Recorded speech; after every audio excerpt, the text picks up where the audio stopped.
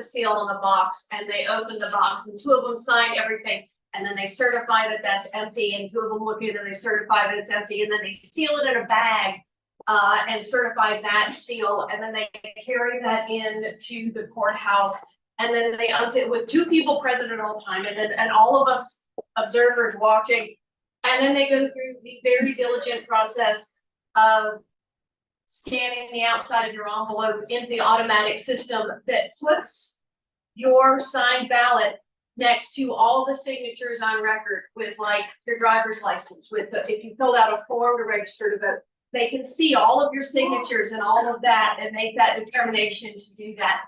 And if there's the slightest doubt, it gets moved. Like, just watching this process, it's so diligent. But that ballot that you get in the mail is yours. And if anybody tried to fake it, it would fail the scan. If anybody tried to vote more than once, it would fail the scan. Like, there's so many checks and balances in the process. If somebody got ballots from 6 people and filled them out themselves and signed it, the signatures would fail.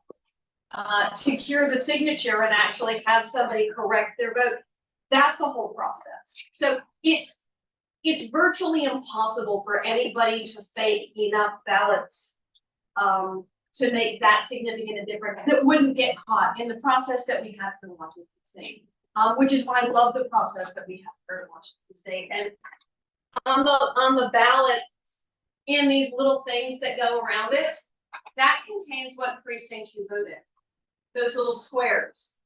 There's like all this stuff in the ballot, so to actually like fake that ballot would be nearly impossible. And then your envelope gets separated, but your envelopes are kept in stacks of 20, and that's got a little marker on it, and the ballots are kept. So even though they don't know who voted for who, they can literally, and they keep it for 3 years. They keep the stacks of ballots, they keep the stacks of envelopes, they keep the stacks of security, and they know what bin it came out of, whether it came out of the one you put in front of the courthouse, or the one behind the courthouse, or the one at the fire station in Nordland, or the one over in Queets in front of the tribal office. Like, it's all trackable. It's the coolest thing to watch, and it's so boring at the same time. Because you're literally sitting there in a room that's like, and they're right there. Like, it's the League of Women Voters, the Democrats, the Republicans, all sitting there watching the process. Young people have disproportionately more power, more leverage with their votes than other people. And the reason is because they're so hard to get.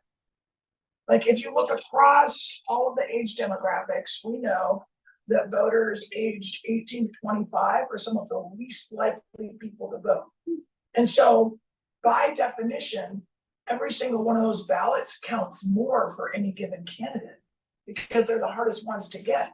They're like, if you're in races where you're like trying to come out on top by 100 ballots, and you can figure out a way to engage with 18 to 25-year-olds that otherwise wouldn't cast a ballot, then those are all gold. And so I think that I want every young person that doesn't think their vote matters to remember that you matter piece. Like, your vote matters. Your vote actually matters a lot because it's unusual. They can go to the county clerk's office and register in person and vote right there in person. When I was homeless, I also used an agency address. I was able to still get my ballot and register with a location that let me use that address. And depending on what level of campaign you're at, you can campaign without spending any money at all, or you can spend a lot of money. I have campaigned for very, very little money. I did homemade signs, and then I did no signs. I did events where I had to rent a place to bring people to me, and then I realized I would rather go to people. And so you make choices in there about what you can reasonably spend, what you can reasonably expect for people to donate to you, and then you really can figure it out from there. So having for city council a really grassroots campaign where I'm going and talking to people, and I've got this sign that looks like a child made it because a child made it, it means something in your community. Yeah, I mean, you need 2 things to win elections: votes and money. And if you don't have any, you ask other people for it. And again, it's even if it's small stuff, like the materials to make signs, if you don't have access to those, like, it's about getting out and doing the fundraising to make it happen. And again, I've talked to lots of people about like they're thinking about running for office. It's like, what does it mean? What's it gonna look like? And across the board, people will say that the thing that they're most worried about is fundraising. They don't want to fundraise. They feel awkward about asking for money. And circle back to that initial point I was trying to make, which is if you have an analysis of some political system, whether it's your school board, your city council, your county commission, the PUD, right?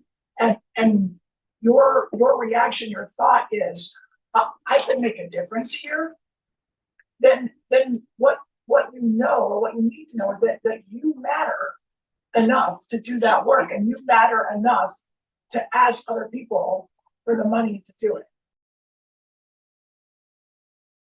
The way that we've gotten to this point where democracy is at risk is because people didn't pay attention to the local races, the school board races that are banned in books.